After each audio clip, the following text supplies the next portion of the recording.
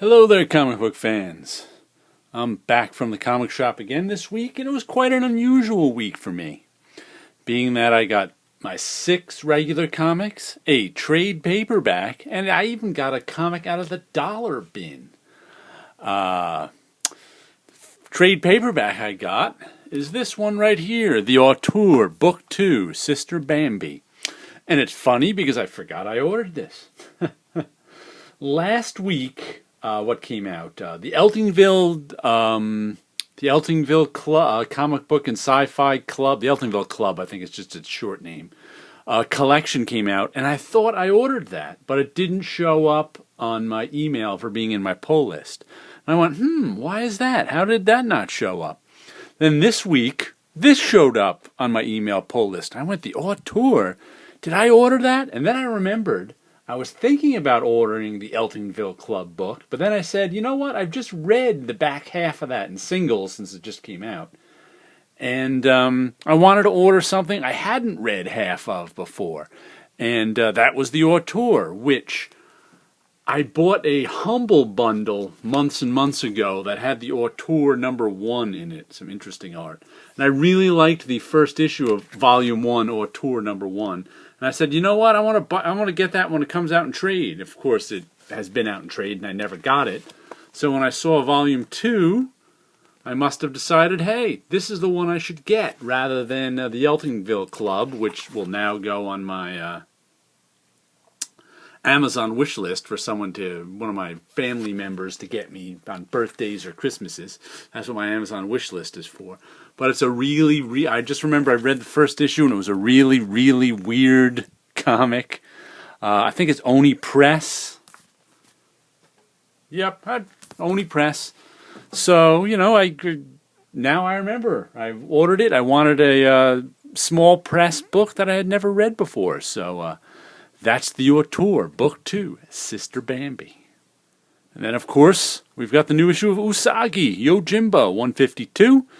The River Rising, Part 1 of 1. Yet another in the series of done-in-one stories Stan Sakai is doing for. Look at that, wow.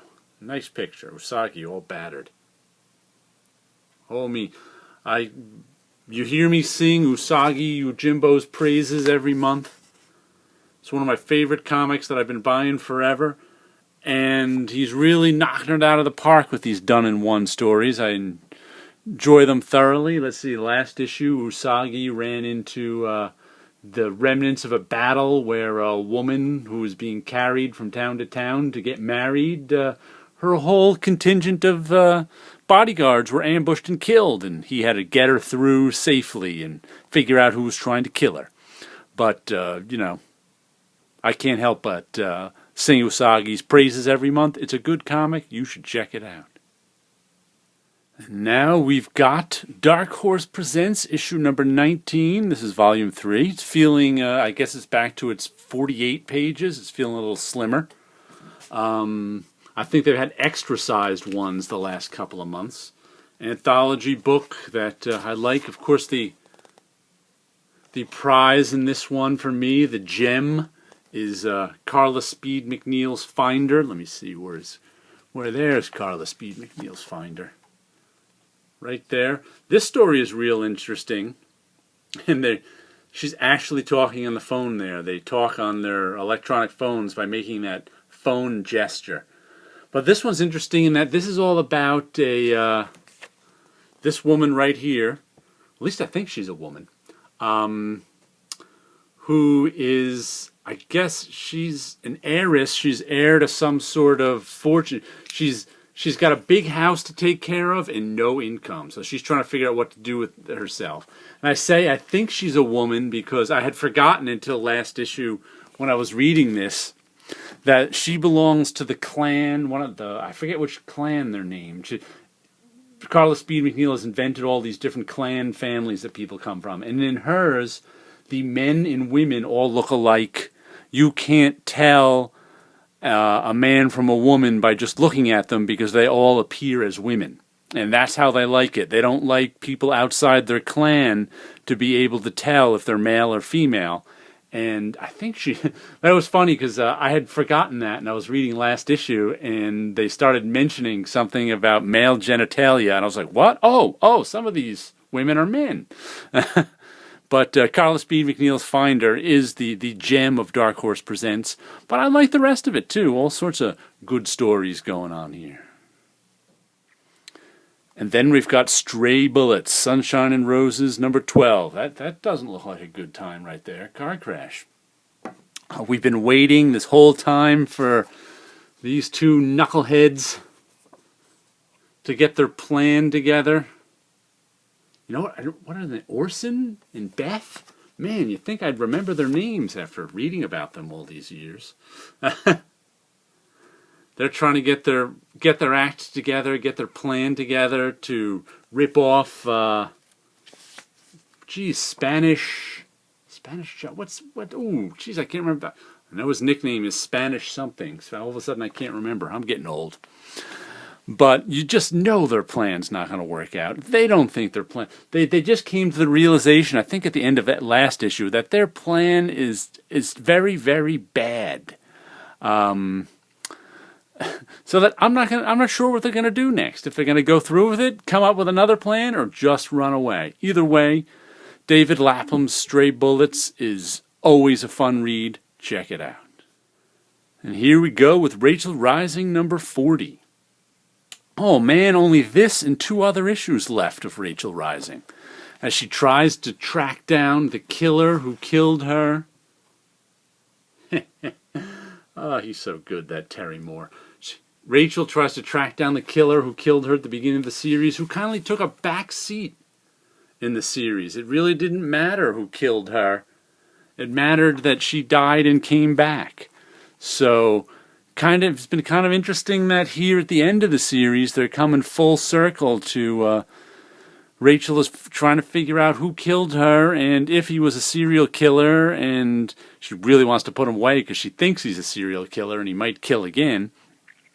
I'll be sad to see this one go in another 2 issues, but I'll be picking up whatever else Terry Moore chooses to do. And next we have Birthright, issue number 14. I really enjoyed last issue. There was kind of a big showdown that the hero of our story, or maybe the villain of our story, we're still unsure of that yet, lost, which is this guy here, the big brother, who's the big little brother. The little big brother might be the hero of the story, and the big little brother might be the villain, or there's another big bad villain behind him too. Oh, it's complicated a little bit, Birthright, because he spent his life in an alternate world growing up at a faster rate than his big brother, who's still little. Now he's come back to Earth under an evil influence, looking to kill some good guys, or at least some not bad guys. And his big little brother might have to stop him at some point. And this is the pregnant woman with wings is the grown-up big little brother's wife from the other dimension, and that's his mother. So there's his wife and mother. Oh man, there's all sorts of time moving at different rates stuff going on in this. But there they are in the big city, which is that? I think they were in Chicago, but that's looking a little Times Square-ish. I don't really know if Chicago has any kind of Times Square-ish area, because those buildings certainly aren't Times Square, but the screens certainly look it. So they're in Chicago. That's the big city they were in last I knew, at least. Maybe they moved on to New York. I'll have to find out. And next we have the Imperium, issue 13. Joshua Dysart, Kari Evans, Ulysses. That's an interesting way to spell Ulysses. Ulysses Areola. You got me. Last issue actually wrapped up a story arc, and it ended in an interesting sort of non-fight, where a couple of the parties agreed they weren't really going to fight and start a war at this moment. Can't they all just go home?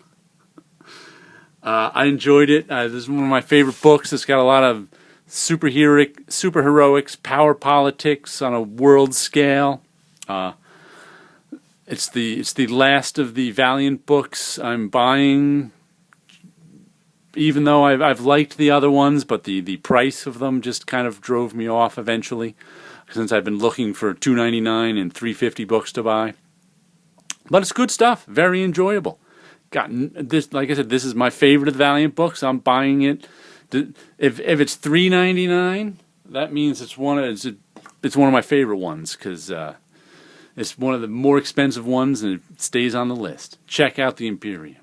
And last but not least is my dollar book from 1997, Wildcats XMen, Modern Age. And look at that, this book was $4.50 in 1997. Holy crap! No wonder I never got it in 1997. But despite here's an interesting turn of events. It's got a Paul Smith cover and Adam Hughes insides. This is Adam Hughes doing interiors.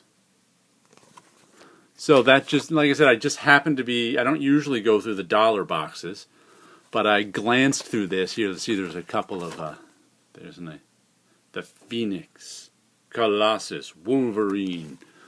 You don't see, this is, I vaguely remember this. I think there was 3 issues in this miniseries.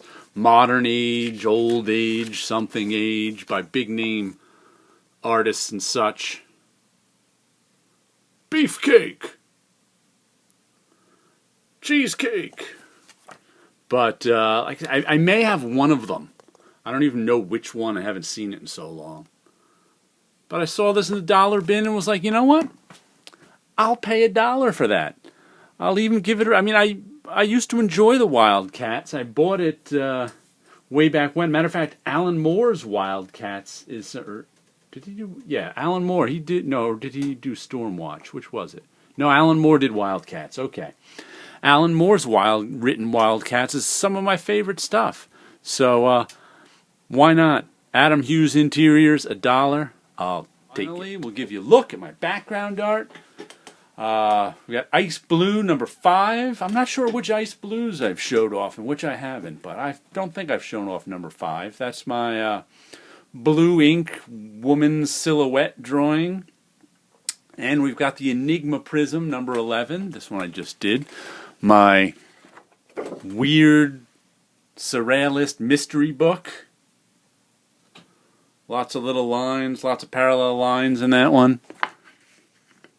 Whoops, that one might fall. Stay. And this one we have blue ink, blue lines, all brushwork, as opposed to the pen work in the other one.